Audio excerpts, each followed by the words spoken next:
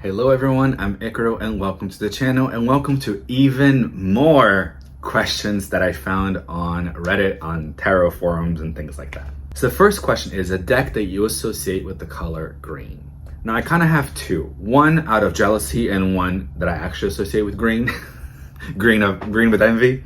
So the first one is the Thoth. Now, the envy here comes from, I really would love to have a greeny Thoth. If you know, you know.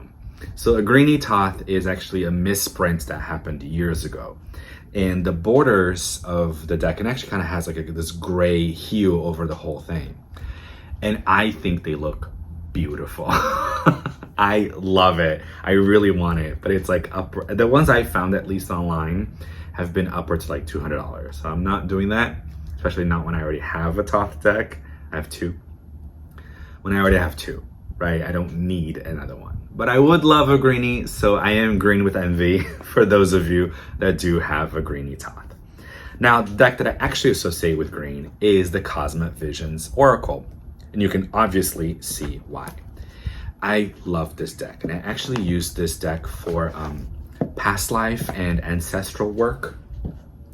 Because what drew me to this deck, not only at the back's beautiful, and this like, I'm trying to catch the rainbow, but the holographic edges. Now, this is set up like a tarot deck. It has 4 suits, like trees, lotuses, ambers, and birds. So, of course, you can associate them with the tarot. There are also 22 major arcana, and it has archetypes, 16 of them, which are the court cards. For example, this one is the Wanderer, and this one is the Elementalist. So they don't have like the Queen of Ambers or the King of Birds. They have archetypes, which I actually think it's really cool. 6 of Trees, for example, would be the 6 of Pentacles, but it looks wildly different. So I actually use this deck with the guidebook. I don't read it like a tarot. Because also, for example, number 12 is Sacrifice, which I guess it's like the Hanged Man. We can associate with that. So it has parallels. This is number 18, which is the Bridge. That would be the Moon, right? Now, what drew me to this deck is that number 0, which would be the Fool, is actually death. So the whole point of this deck really is kind of like exploring what happens after death, right? So that's why I associate this deck to ancestral work and to past lives. And actually in the book, it gives you a past life spread. So here's number 0, death card. So of course the green is because the box is green, the back is green. Obviously I associate this deck with green. But usually the way I work with it is for past lives and for ancestral work. So the next prompt is a deck with the most used guidebook for me. I actually am going to cheat a little bit and show you 2 of them because the first one is actually one of my favorite decks. I cannot show you the whole thing because it has a lot of nudity, a lot of it.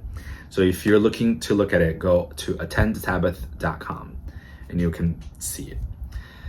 But here are the backs. I love this red, absolutely stunning.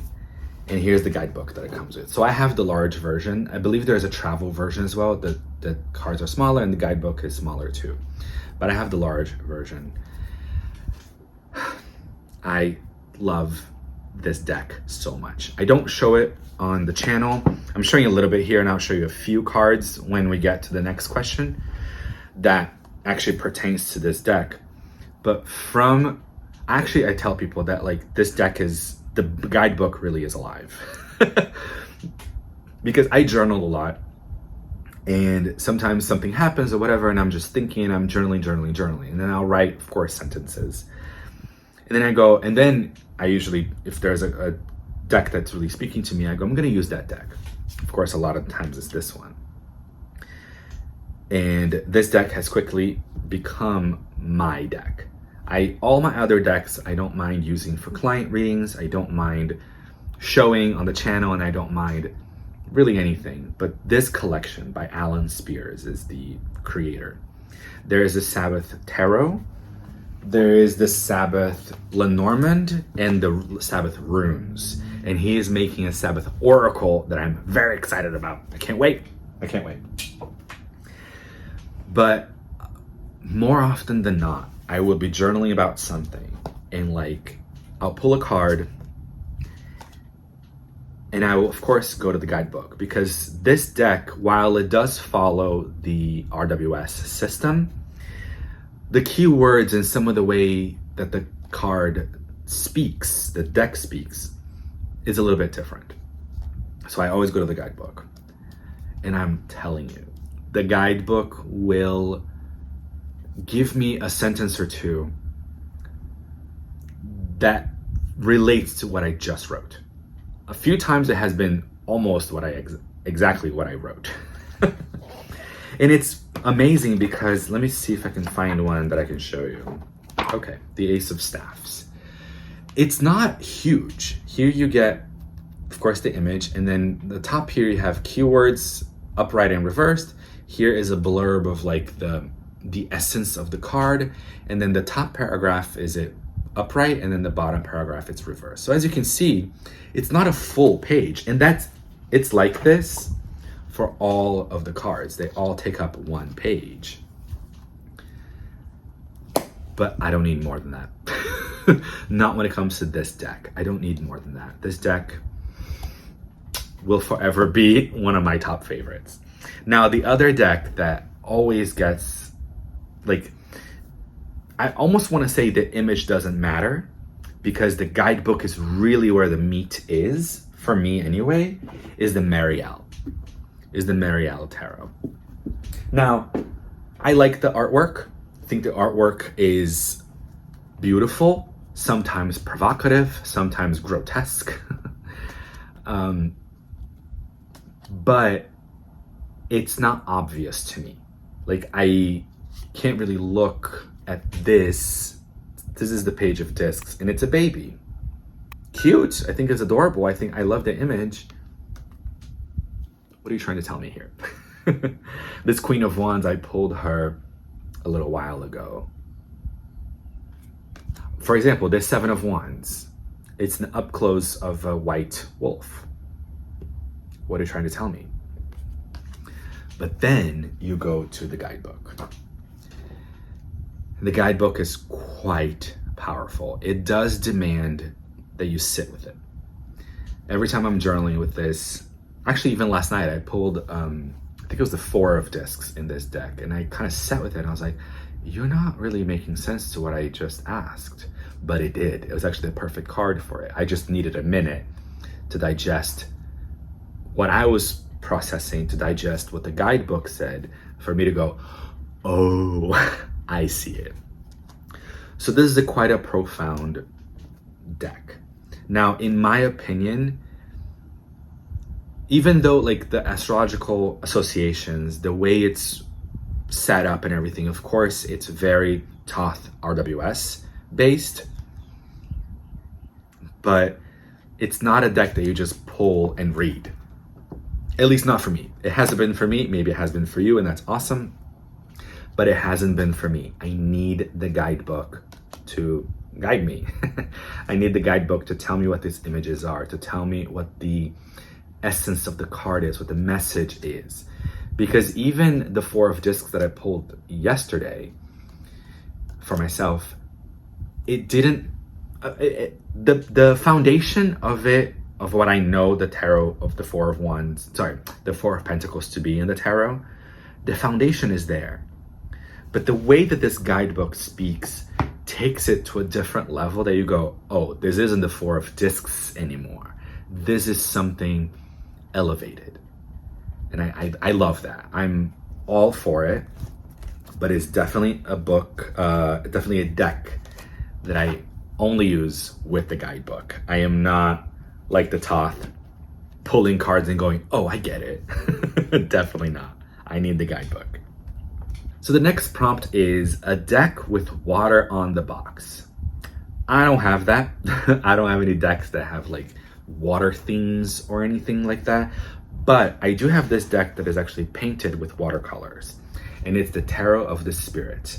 One of my favorites as well. And if you want to dive deep, Tarot of the Spirit is your friend if you want to really dive deep.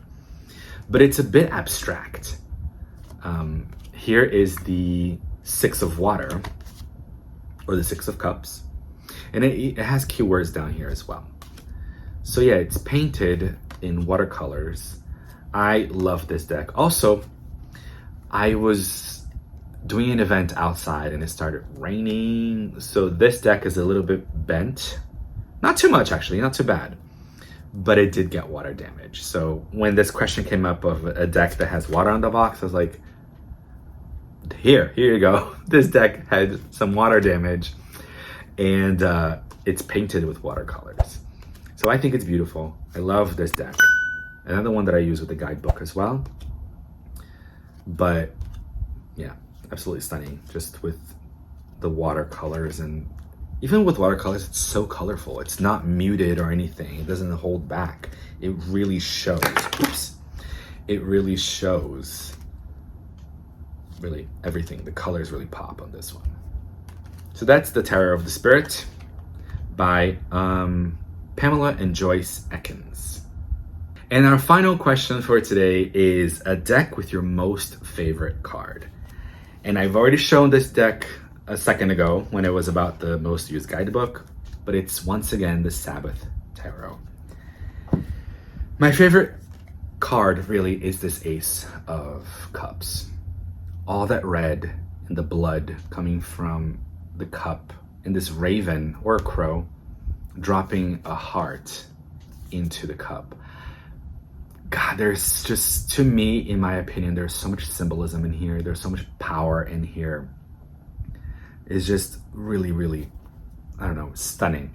To me, it's absolutely stunning. Now, it also has, I'm gonna have to cover something up here, but it also has one of my favorite world cards, which is this one. So we see, of course, the planet Earth here. We see Baphomet. Yeah, so it's got like two of my favorite cards. And I just love the presentation of this deck in full. I love red. I love, you know, this what do you call them? The foil. This red foil, shiny star on the back. The bag that comes in, the guidebook, as I said earlier, so powerful, and it just really speaks and it really packs a punch. The Sabbath Tarot by Allan, Spiers, and Jeff Cullen. All right, guys, thank you so much for joining me, and I'll see you guys next time.